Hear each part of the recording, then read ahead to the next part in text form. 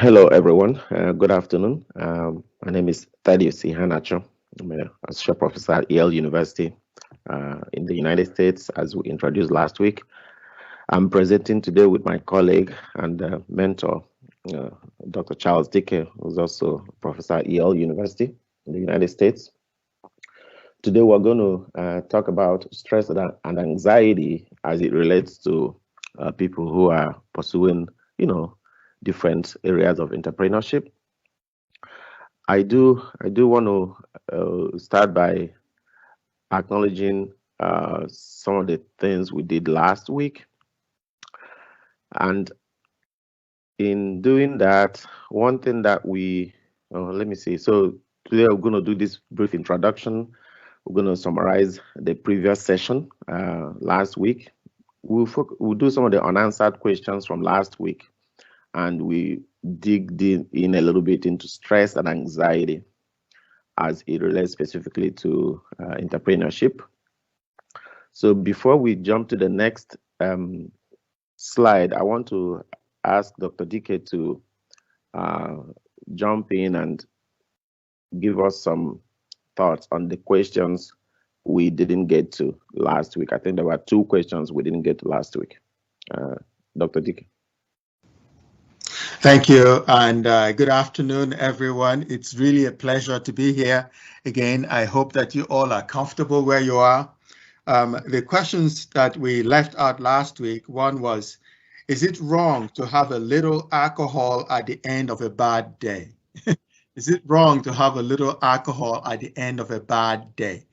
It's never wrong to have a little alcohol. However, there are a few things I want to point out here. What is the alcohol doing for you? What is the intention? At the end of a bad day, I understand it to mean you're stressed, you're tense, you're upset, you're worked up, and so you need alcohol to help unwind you, relax you, and that is a problem. You need to have more adaptive, safer ways to unwind, safer ways to deal with stress and anxiety. And so having alcohol solve that problem after a while might become a pattern. And as I said last week, a pattern becomes your character, and that leads into bad things. So it's not bad to take alcohol, don't get me wrong. The motivation behind it is what I'm trying to get at. So if you're using it to solve a problem, that's a problem. But if you're using it just because you want to drink once in a while, that's fine. The other thing I want to point out is I've always been amazed when people say a little. A little, for me, it might be a jar for somebody else. So again, just be careful what your motivation for using the alcohol is, and know that if you're using it to solve a problem, it is not a good way to go. The other thing is a really serious one, which is for someone who has made up his or her mind to commit suicide. How can you help such people? This is a really serious problem, because God made human beings in such a way that we don't want to die. There's an instinct to stay alive. There's an instinct to just continue to survive and be, happy and healthy. So when it comes to a point where somebody feels or begins to think that they want to commit suicide, essentially they have reached that place where they think there's no solution. It's a dark world out there. There's no light at the end of the tunnel. There's nothing else that I can do to change this picture. The only thing I need to do is to resort to this area that is almost an abomination. I'm going to kill myself because the shame is too much. The fear is too much. The guilt is too much. And this will help solve problems, maybe my business problems or family relations or whatever. You're in this dark place. And I want to tell you that most people who are in that dark place are in that dark place because of significant emotional distress. Significant, oftentimes a deep, deep depression. What happens in a significant emotional distress and depression is that you begin to look at the world through a negative lens. Everything is negative. Nothing is going to be positive. It's not going to succeed. Even if the solution is right in front of you, you will have a negative interpretation of it, such that you're not going to see the solution. Therefore, the most important thing at that time is to get you out of this place where you are.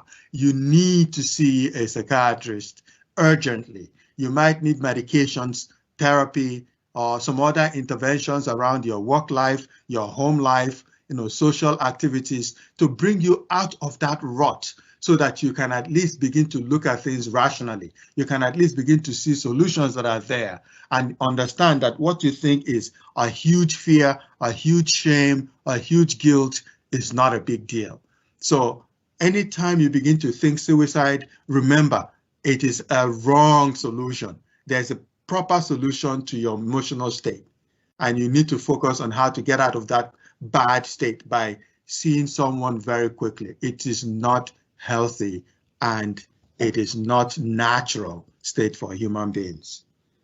So see a psychiatrist right away. Most places have a line, hotline for when you're feeling depressed or sad or suicidal. That might be one of the challenges. I know Ted is going to talk a little bit about that today.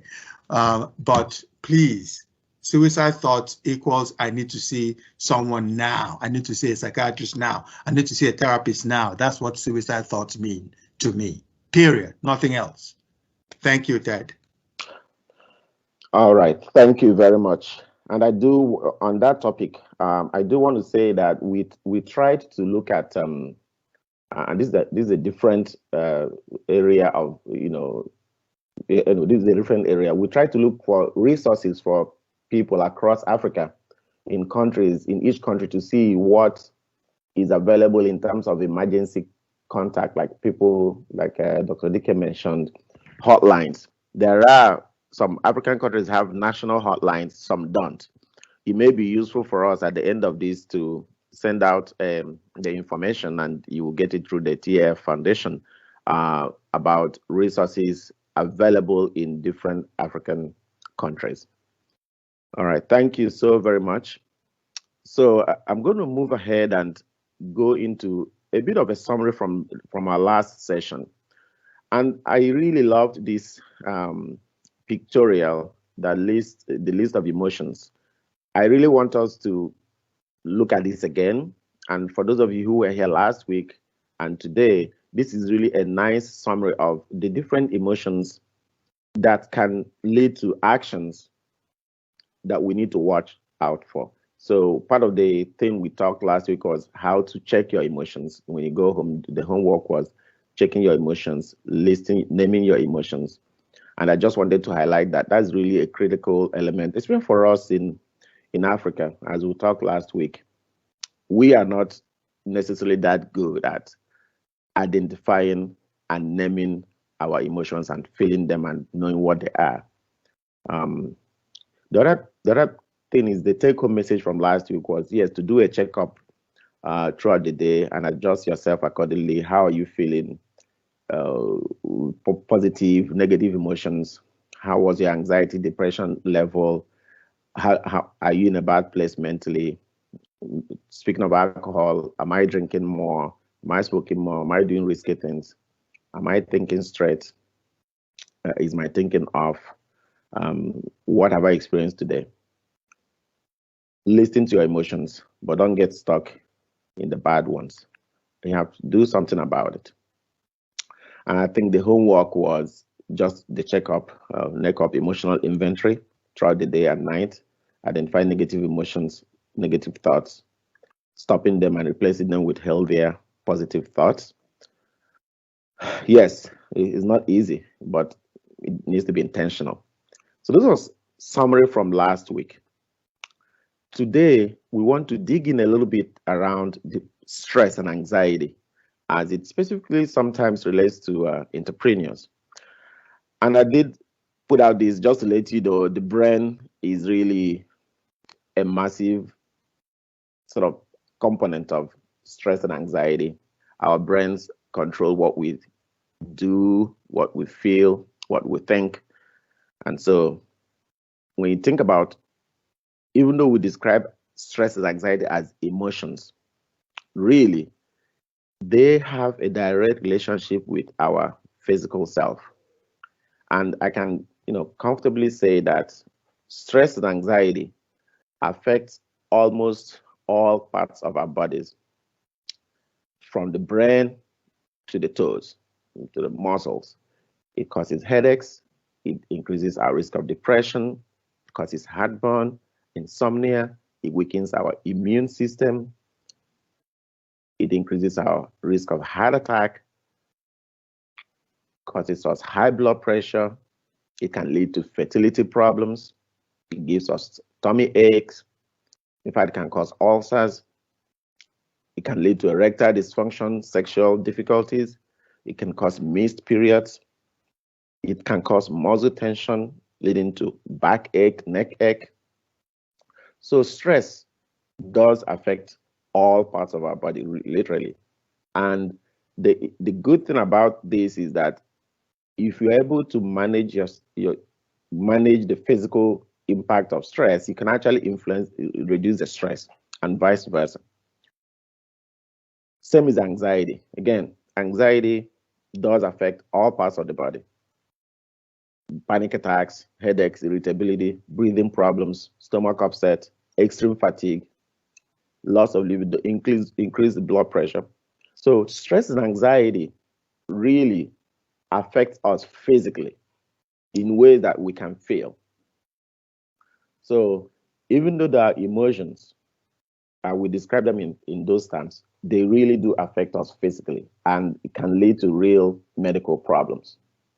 So it's super important to identify our emotions, look at how we feel, how it's affecting us, try to adapt, try to manage it to prevent those excessive physical impacts on our bodies. So we're going to dig in a little bit in terms of the contributing factors to stress and anxiety. We're going to look at character, personality traits, environmental factors, mental health issues that may relate to stress and anxiety. And in terms of character or personality traits, there's a lot of personality traits out there, so many, but these are the ones that I think are particularly relevant for those of us who are high achievers, self motivating, ambitious entrepreneurs. So you have people who are perfectionists, and I use the word personality traits, not personality disorder. Those are two different things. People can have personality traits. That doesn't mean that they have a disorder at this level. So there are perfectionists. There are people who are narcissistic. So perfectionist people, we all know this. We all know people who are perfectionists. It has to be a certain way. Things have to be done to the best, if nothing but the best. It has to be perfect. If it is not perfect, then it's nothing. And with people who are perfectionists, expect the best from themselves and expect the perfect from others. And if it is not perfect, then there's a problem. People who are narcissistic, it's about them. You have they crave validation, they crave adulation, they want to be recognized for what they've done. Anything less is painful to bear. The world revolves kind of around them, and that can be challenging. So the type A personality, we all have met people who have type A personality. They are super motivated, they're hyped, they're ready to go, they have a lot of energy, they can be domineering, they want to be in charge of everything, they speak more. And the people, some people with borderline personality, they have difficulty managing their emotions. They have challenges maintaining relationships. It's all bad or all good. And this person could be terrible, this person is the best. There's no gray area. Everything is black and white, and that can be a challenge. And we all know people who are paranoid, people who have paranoid personality traits. They don't trust anyone. They have difficulty developing and maintaining trust. They're always afraid somebody's out to get them, something is going to happen that is terrible to them. So those are people with paranoid personality traits. So the challenge, the thing is, and let me just say here, right at this point, that for those of us who are ambitious and want to do things and want to make things happen, which is basically what entrepreneurs want to do. They want to start new things. They want to get going. They want things to happen. When we are like that, it's helpful. And here's the thing. Stress and anxiety at some level is actually good for us. These are normal. Stress and anxiety are normal at the very baseline level. They are normal human emotions. We are talking of when they become a challenge, and that's where the issue is. But we need a certain amount of stress and anxiety to go out and do things and start new things and make things happen. And the thing that pushes us to do things. And as Dr. Dike mentioned last week, it's normal and it's what makes us human. But we're working on trying to make sure that we identify when it's becoming excess. So on that topic, when these personality traits can become a challenge if it starts, because it can lead to how you perceive an anxiety-provoking situation or stressful event. And now, let's say, for example, the pandemic is happening. What does the person with paranoid personality traits think about? Well, they might think, oh my goodness, somebody is going to, somebody's behind this, right? Somebody's behind this. Somebody's going to come around and think that I'm doing this. Somebody's trying to use people to do vaccine. There's a lot of conspiracy theories out there. The somebody with paranoid personality will see those conspiracy theories, and for him or her, it causes anxiety because they really think that somebody's out to use this as a way to hurt them or harm them, and it becomes a driving force for their anxiety and stress related to that event.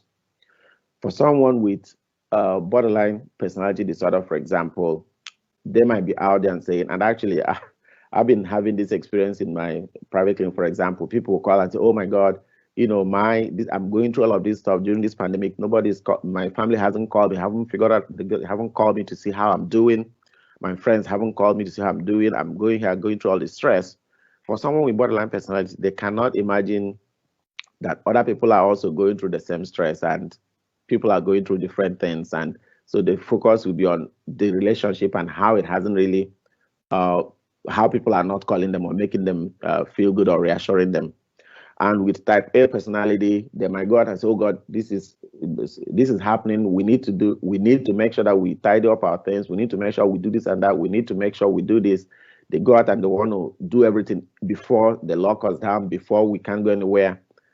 And for those who have narcissistic personality, they want people to acknowledge that they've done a lot of things to make sure things are okay. If they call you, they want you to acknowledge that they've called and they make sure you are okay. It's all about them looking good and looking like they know what they're doing. For those who are perfectionists, obviously this is a bad situation because everything needs to be finished and tidied up and made best before this whole thing. And they have to take advantage of this situation and make sure that it's the best. And so it becomes, again, the personalities can influence the perception of an event that is happening. And so it's not so much about the event as it is about the way that the person is perceiving the event and the way they are reacting to stressful events and stressful people. So here is where the coping strategies become really important. What do you do if you are someone who understands yourself and your personality? How do you adapt to these events? how do you adapt to people? If you are not someone with this personality, but you work with them, how do you understand them? How do you work with them? How do you reduce the anxiety? How do you help them manage the perception? How do you manage the reaction to the stressful events? Those are really key. But the main thing is to really understand one's own personality and, as much as possible, understand the personality of those that you're working with, those people who are in your team, and adapt as an individual, but also help your team members adapt to each other, because you may not change people and people may not change their personality overnight, but you can adapt and manage better when you understand yourself and you try to understand others. So let's go to environmental factors. And under environmental factors, I just put it into like the personal, economic, and cultural, political, and cultural.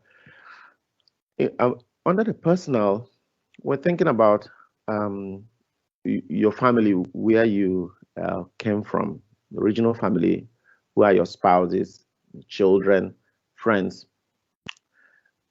You as a person who is trying to develop a new tool, who's trying to start a new business, who's trying to create new things, for you, you're super focused. Again, go back to the personality. You're super focused. You're a type A person. You're super ambitious. You're going on with your life. You want to do the things you want to do. You're focused. You're spending time. For your family members have problems. They're in difficulties. Your children need attention. Your spouse needs attention. Your friends want you to call them and check in. And when in our setting, I'm from Nigeria originally. In our setting, family is super important.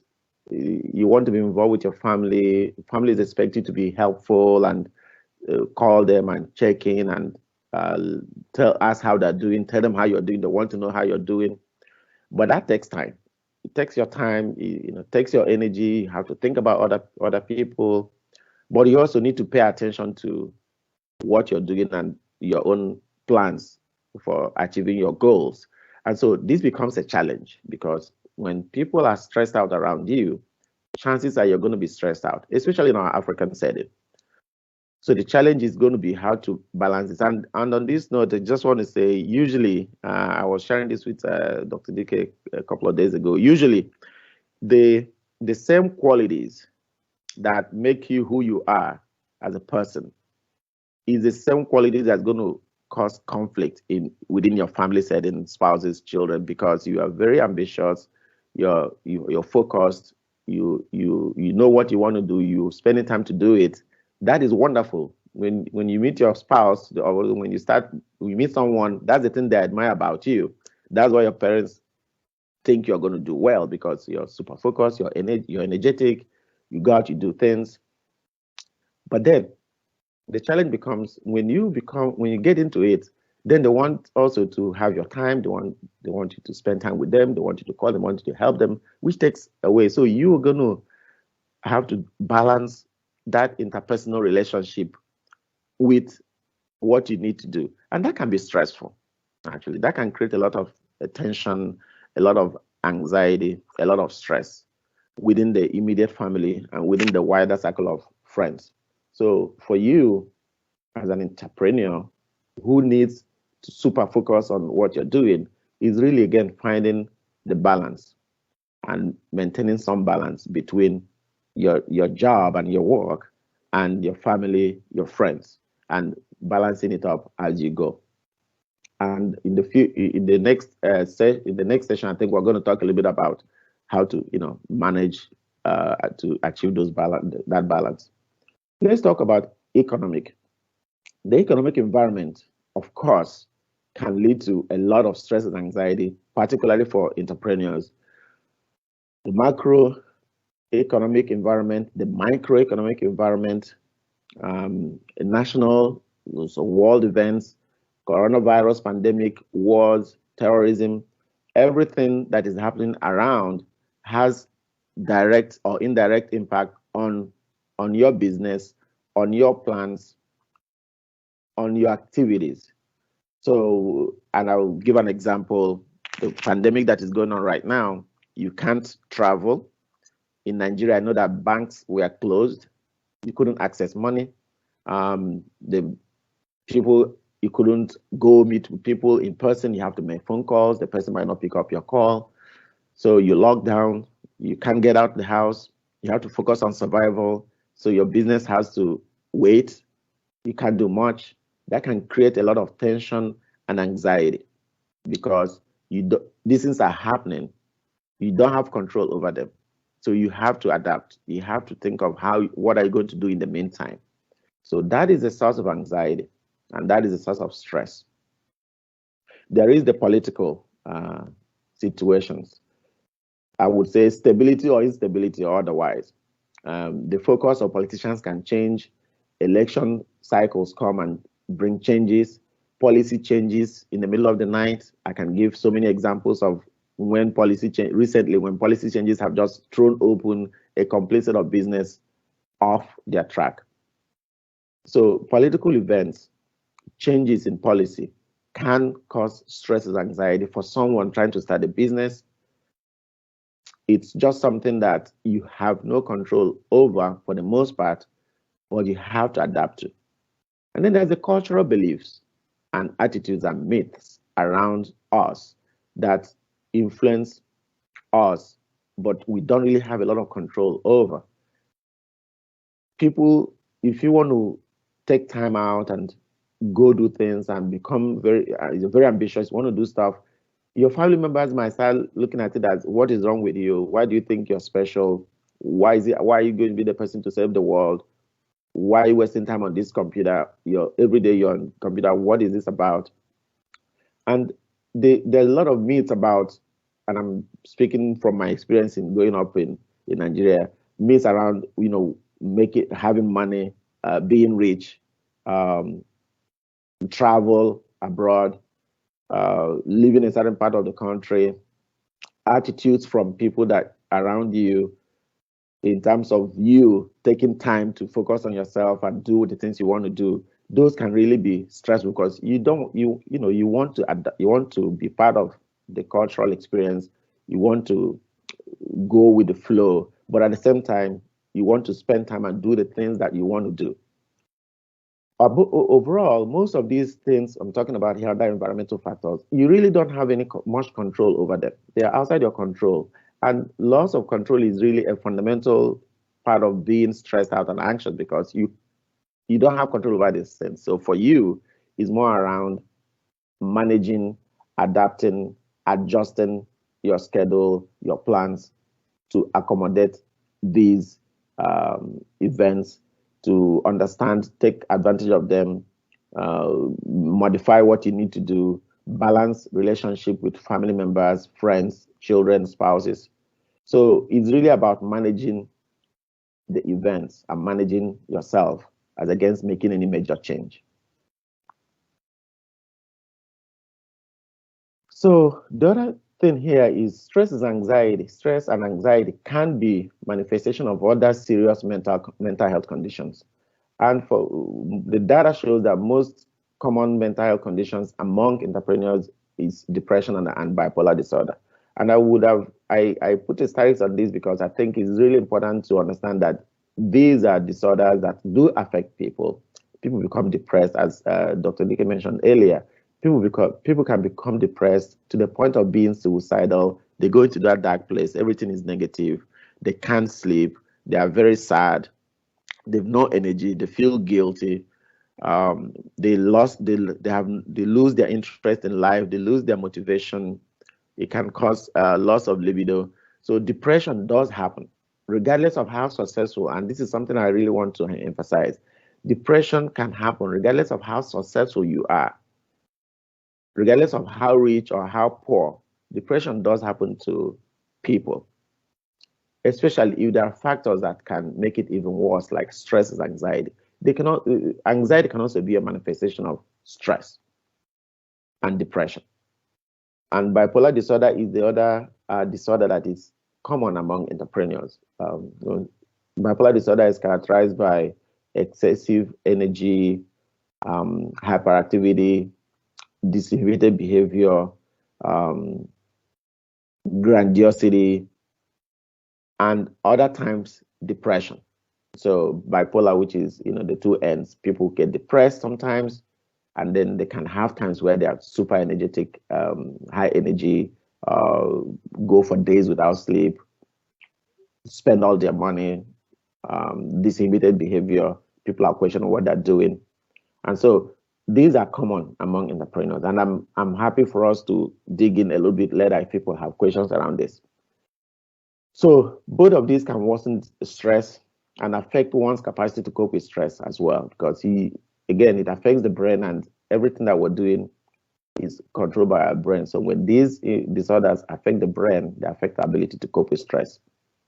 It is really important to identify this very early, because early identification leads to better outcomes in terms of treatment. And usually, it could be just getting education and being aware of some of these symptoms and getting some counseling. Sometimes you may need to be on medication. Again, these are brain disorders, and medication does help manage the stress and symptoms. Social support can also be additionally helpful. And so, but the key is to be aware, identify these symptoms early, and seek help as needed, depending on how serious it is. The level of help depends on how serious it is. And again, in the next session, we're going to talk about some of the basic things we can do to help us deal with stress, anxiety, and even depression at a very personal level before needing before needing extra support around therapy and medication. And the other thing to say here right away is also, when the people are to the point where they are so depressed and to the point where they're suicidal, they definitely need to talk to a psychiatrist. They definitely need to be seen by a professional and be evaluated and provided support and treatment.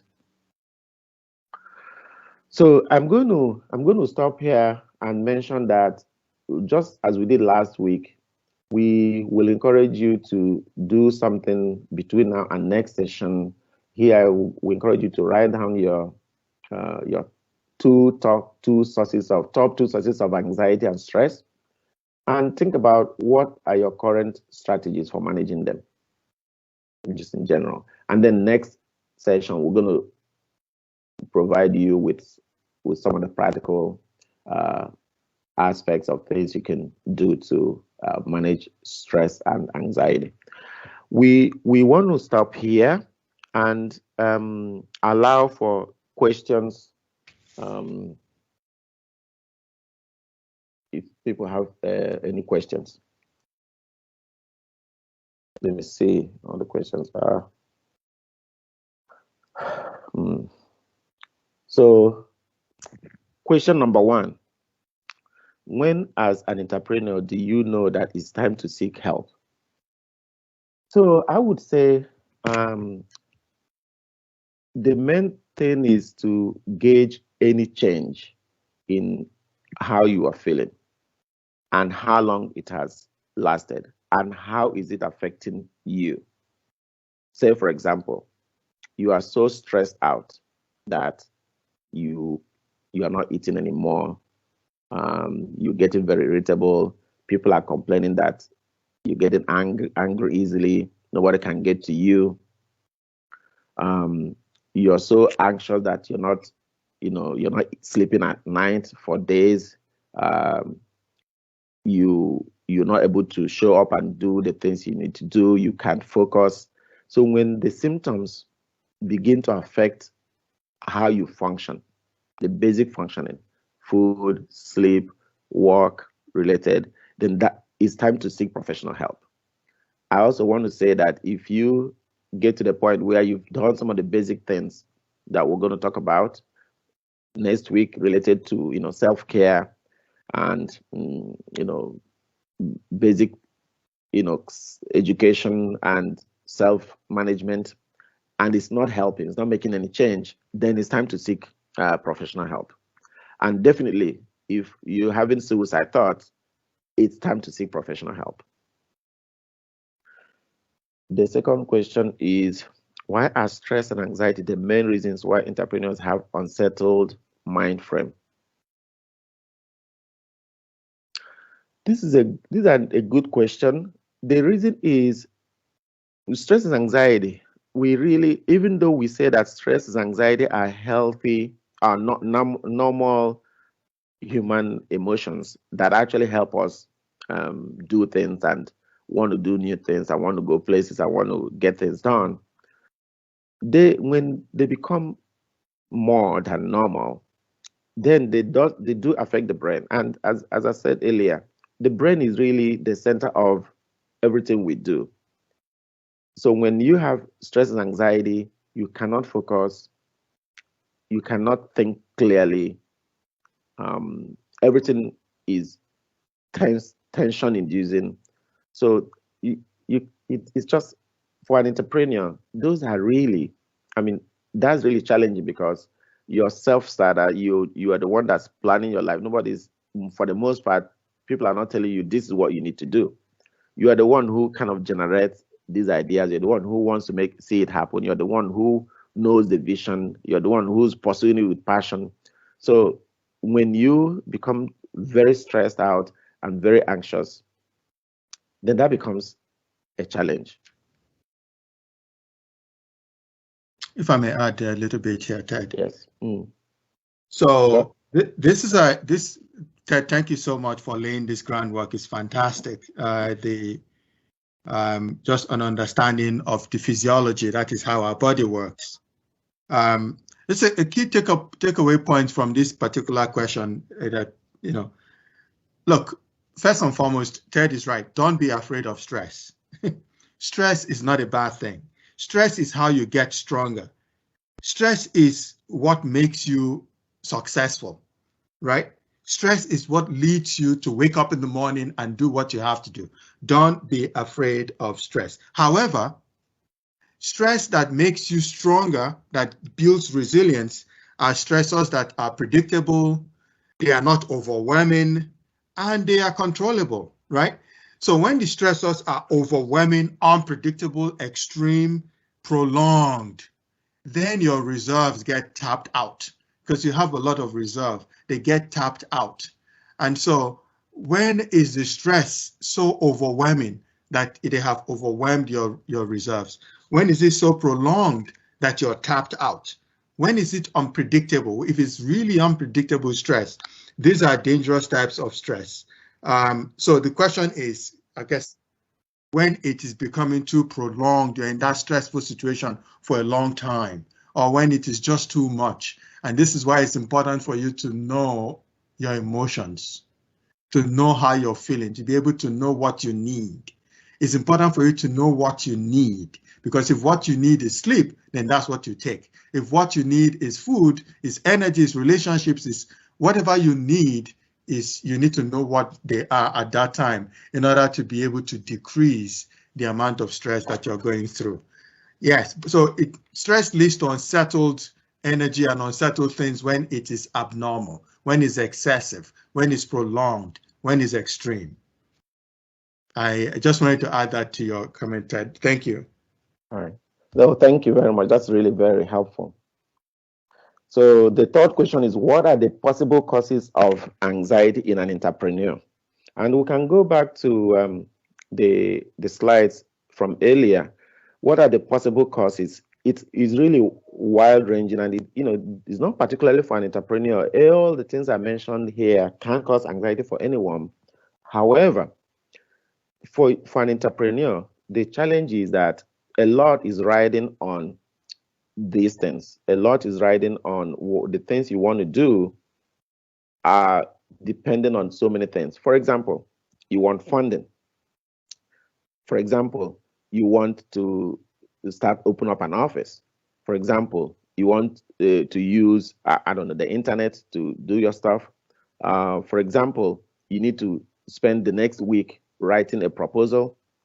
So those are the things that you want to do. The challenge is, if anything comes in, you want to take 1 week, then your child falls sick.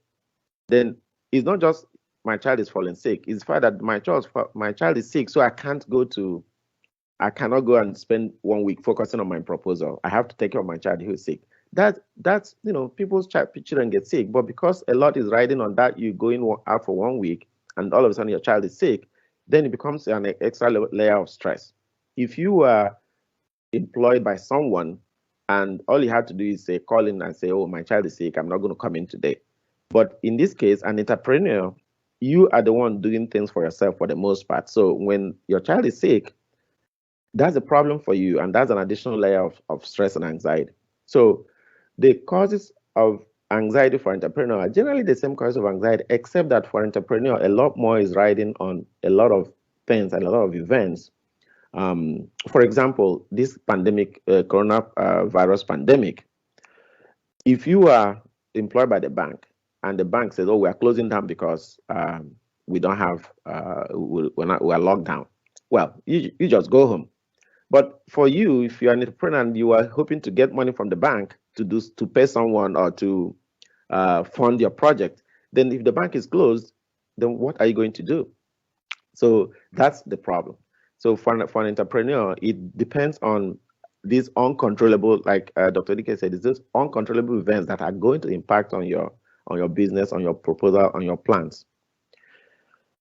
Number 4 question is, please, can you explain this to me? Sometimes I come to my office early in the morning and I feel sad. What does it mean? Well, first of all, I think the question is there something happening in the office that is making you sad? What are the events around you? What is going on at home? What is going on in the office? Is there anything that is driving the feeling of sadness, or are you feeling sad regardless? Because those can be two different things. And as we mentioned earlier, depression can present as feeling of sadness. It depends on how long that's been going on, how persistent it is, other things around depression, lack of sleep. Are you sleeping well at night? Is there anything happening that is affecting your business that you're not getting over, that is making you to not make progress? Have you lost interest in things in general? Or is it just a single episode of feeling sad a couple of times around things that are happening in your office? So those will be questions to think about, to say, what does it mean? What it means depends on what else is going on. And I would say this may be a good, if you have this continuous feeling of sadness, it may be reasonable to talk to someone, a counselor, a psychologist, a psychiatrist, a therapist, to explore this. Sir, please shed more light on paranoid personality type. So I can talk about this all day because I'm from the Igbo side of Nigeria, and our people are just, this paranoia is almost ingrained in all of us growing up. Like, you don't go to the neighbors and eat food because that neighbor poisons people, and so anyway, the paranoid personality type is a personality type that just is about trust. People with paranoid personality type, they do not trust other people. They do not think that you have their best interest at heart. They think that everything you're doing is targeted against them. And so they are careful. They don't talk much. They don't share their business too much. They're careful before they even tell you what they're doing because they want to make sure they can trust you. So personality, the short answer is paranoid personality is around trust and the feeling of persecutory feeling, as if people are out to get them and people will harm them. So trust, mistrust, and the sense of being persecuted. That's a summary of personality, paranoid personality type.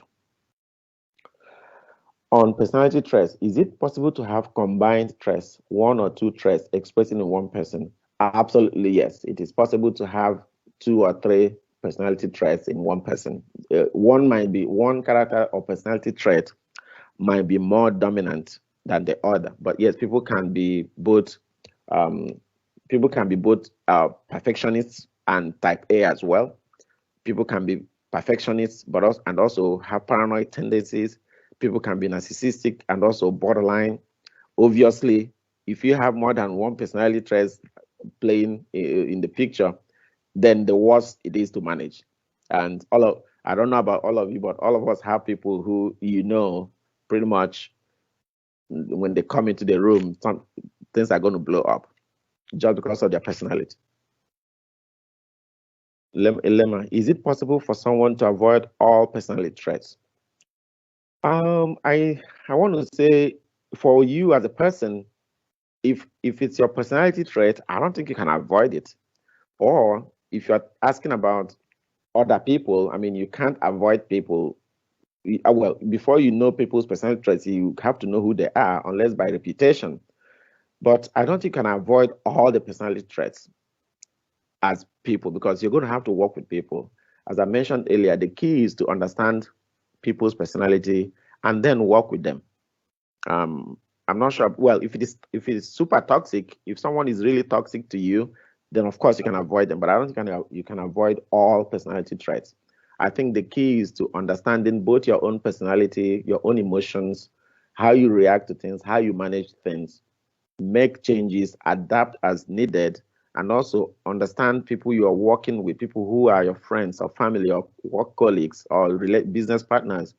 Understand their personality and then work to sort of include your responses to them, or how you interact with them on the do it on the basis of your understanding of their personality and see how that goes. Sometimes you may be wrong, but most times the human being is able to know, okay, this person is a little on the paranoid side. I have to make sure that I'm transparent. I have to make sure that I clear everything, write everything down, make sure that they know that I don't have any ulterior motives. For someone with, if you're dealing with someone who is a narcissistic person, you want to first of all, before you meet them, just acknowledge. If they called you in the morning and greeted you, say thank you for calling me in the morning and greeting me. I really appreciate it. Before you have a discussion, I'm just giving that as an example. So it's important to understand the personality, less so about just avoiding. Oloyede, lack of funds might likely be attributed to most of the issues highlighted in this session. What is the way out of the mental strain this causes?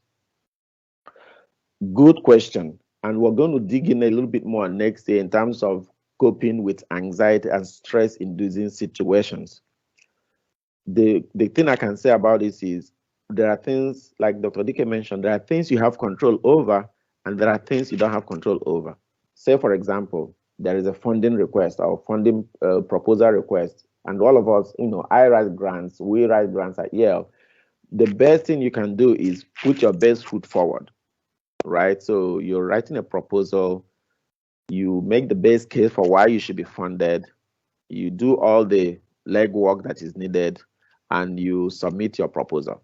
At that point, it is really out of your control, right? Because what is within your control is to put your best foot forward, do your homework, understand the requirements, make sure you meet all of them, and then submit your proposal.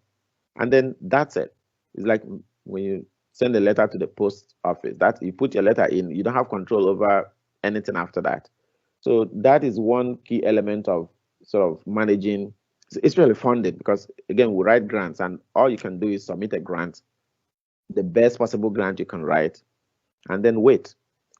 And then be ready. The other piece is to prepare to accept rejection as part of growth. So you submit a proposal for funding, you aren't funded, you get feedback, you review it again. Are there other funding sources? Can you resubmit for funding?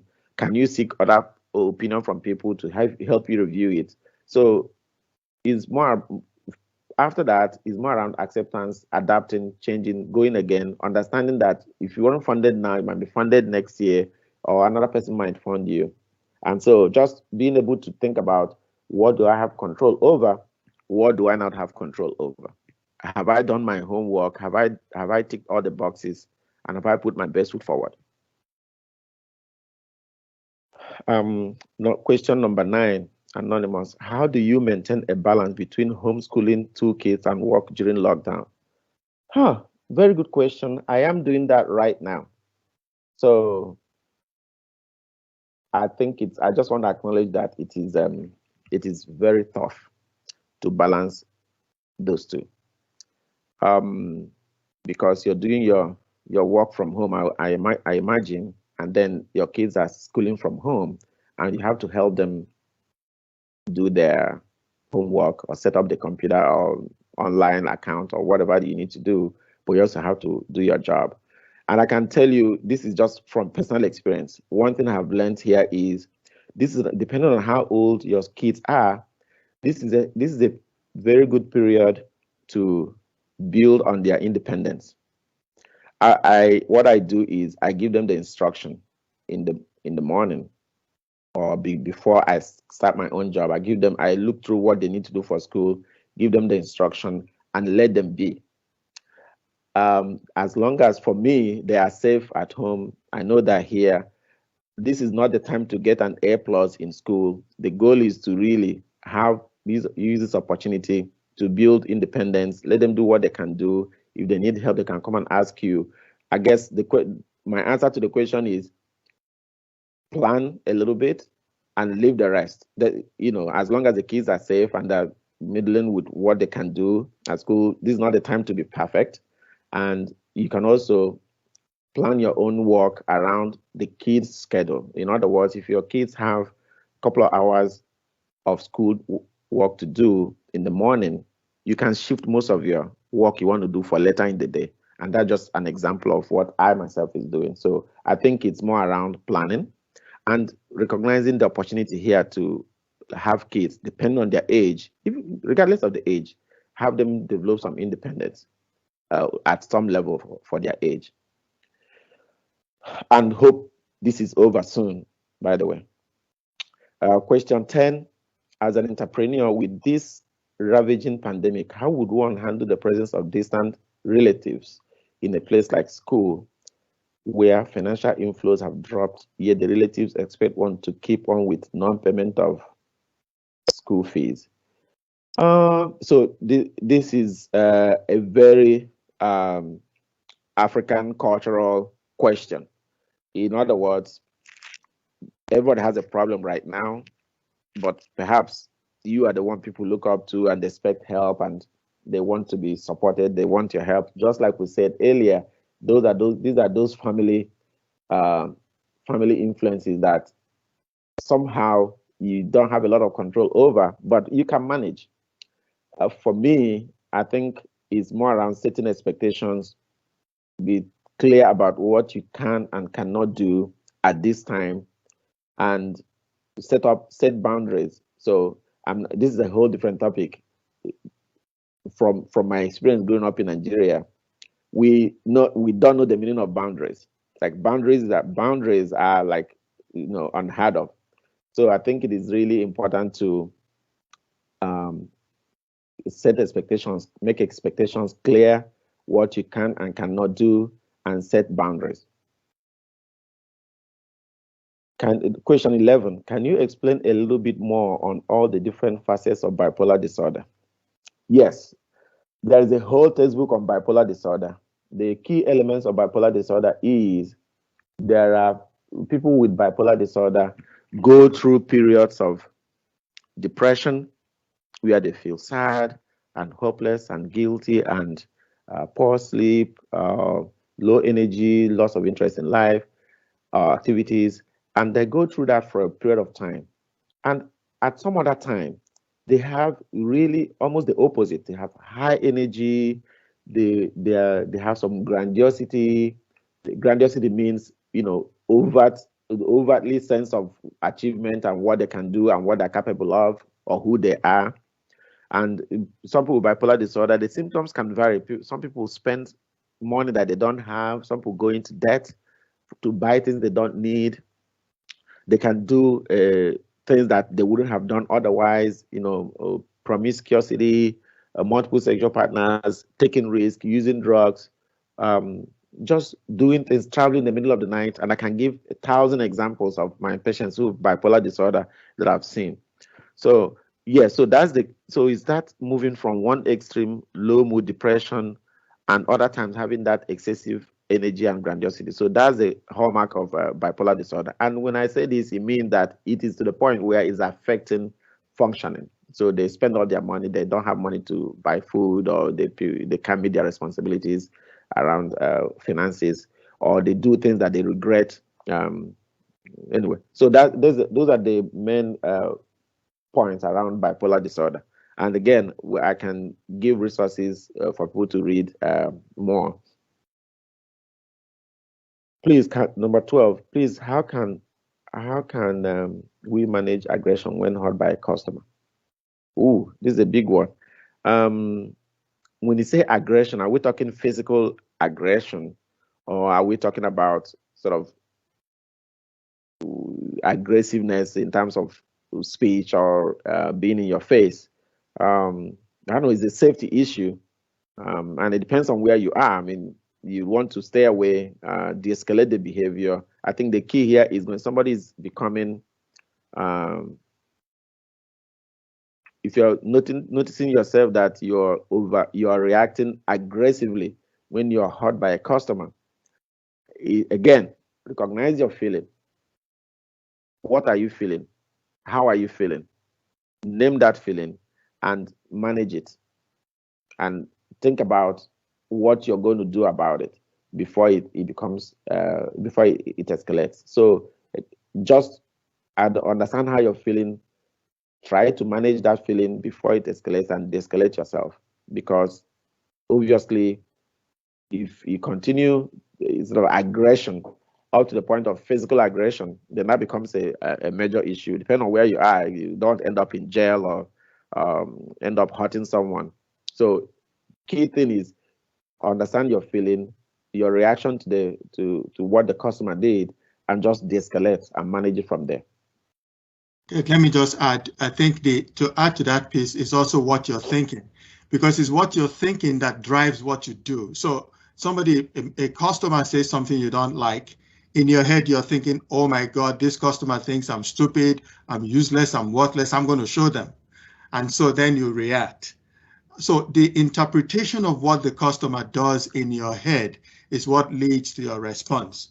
And now you need to work on that interpretation. You need to shift that thought process so that you can come to a safer area and don't give it the power it has taken over you, so that you react aggressively. So an incident happens, you feel a certain way, you think about it a certain way, you react a certain way. That pattern is what you need to break. Thank you. Oh, thank you very much. The next question is so in a country like Nigeria, where could one go to get adequate professional help, or is it a good idea to result in self-help by taking non-prescription drugs? That's a good question. And again, we looked at this last few days to look at what are the resources in Nigeria.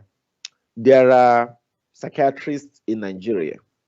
Not a lot, but there are psychiatrists in Nigeria. There are psychologists in Nigeria. There are psychiatric clinics in Nigeria. Again, not a lot. So there are places you can get help.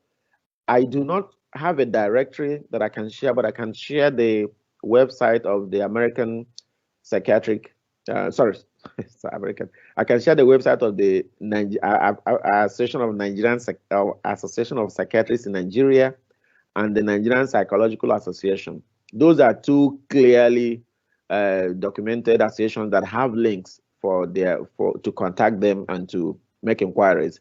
I also know that different NGOs and government agencies have psychiatric clinics. You can look them up online and seek and call and make inquiries. But I have to say, from our work in Nigeria, the resources for psychiatric care is patchy. In some areas of Nigeria, like Lagos or Ibadan, it's really rich. In some parts of Nigeria, it's not as rich. So I think it's, but there are psychiatrists and there are psychologists in Nigeria, and we can share the websites so that you can look them up and follow up. The other, and to the other piece of the question, self-help is good in terms of what we're going to talk about next week. There are some things you can do to manage your anxiety, your stress, your symptoms. There are definitely things you can do. I'm not sure about taking non-prescription drugs. I wouldn't advise that, only because you don't know even non-prescription drugs have side effects that needs to be clearly discussed, and benefits and risk. So drugs of any type in the context of having stress, anxiety, and some mental health issues should be discussed with a professional. Number 14, is being bipolar disorder curable? I would compare bipolar disorder with, say, high blood pressure or diabetes. And the reason I'll compare them is when you have high blood pressure, when you have diabetes, when you have bipolar disorder, in blood pressure and diabetes, you take your medication and you manage your lifestyle. In other words, for diabetes, for example, you watch your diet, you exercise, and you take medications for the diabetes. With high blood pressure, you manage your lifestyle, you exercise, you watch salt intake, and you take your blood pressure medication as needed. Same with bipolar disorder. You manage your lifestyle, you educate yourself about the disease, you understand your symptoms, you do some counseling, manage your lifestyle, but then also take medication that are prescribed. So that's how you manage and treat bipolar disorder. It is a lifelong disorder, just like diabetes and high blood pressure. It is a lifelong, when you have bipolar disorder, you have bipolar disorder. Just like when you have diabetes, you have diabetes. When you have high blood pressure, you have high blood pressure. So the key is, how do you manage it? So you take your medications, you manage your lifestyle, and you stay well. Number 15, I have a serious sleep disorder. I hardly get sleep at night, and this affects my focus during the day. Kindly advise. So quickly, there are two things to think about sleep. One is the sleep hygiene. What is your routine for going to bed? What are the things you do for going to bed? And then the second thing is medication for sleep. But before you do these two things, the question is, why do you have sleep problems? Why are you not sleeping? Is it just that you have sleep disorder only, or are there things that are contributing to the sleep difficulty? And these are things that a professional can help you think through. But at the baseline, there are things you can do for sleep, and that includes thinking about, I think we mentioned this last week, your sleep hygiene includes, are you drinking coffee before bed? Do you smoke cigarettes before bed? Any alcohol use before bed? Because even though alcohol makes you feel like you're sleepy, it does actually disrupt sleep. And do you have TV do you watch TV up until late at night? Are you checking your phone and on that computer up until you hit the bed? So those are things you have to check and see if it makes impact on your sleep.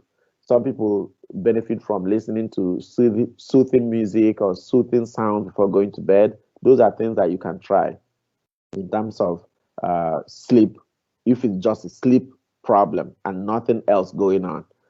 But if there are other things going on, those things need to be addressed so that you make sure that you're taking care of everything before and see how you go. But there are things you can do around reducing your caffeine intake before bed, um, designating a sleeping space so that you don't bring in TV or computers or phones into your bedroom. And the other piece is having sort of some soothing music or sound that can help you calm down and go to bed. And again, we can talk a lot more about this in the next session next week. How can one cope with a perfectionist? Oh boy. You can understand that first of all, as I said earlier, it's about understanding that they are perfectionists.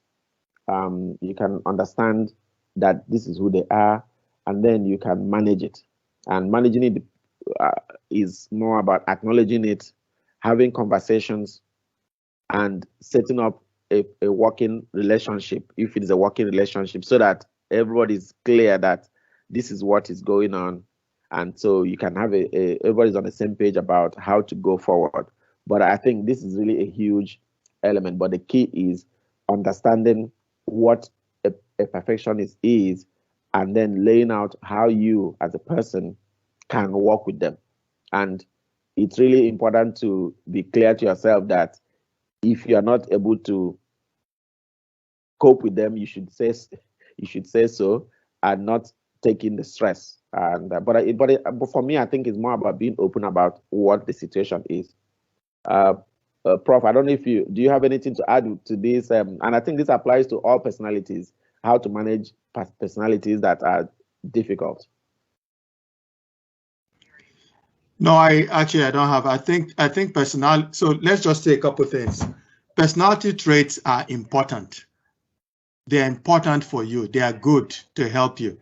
It's only when they become abnormal, that's when it becomes a problem. When they begin to affect your ability to function in your social life, work life, home life, and so on, that's when it's abnormal. Otherwise, they are helpful for you. And the idea of knowing who you are allows you to manage who you are. So you know that a certain situation, I know if I get into a certain situation and somebody gives me a stupid excuse, I might blow up on them. That might be my personality. So you identify the areas that you know are going to make you react a certain way, and you work ahead to fix it ahead, or manage it beforehand, or have a way out when it starts, or have things you do to remind yourself that it's time to get out of here, or it's time to respond a certain way, because you know who you are. So it's really about knowing who you are and managing who you are in the different circumstances that will bring the bad part of you out. That's how I would respond to that. All right, thank you.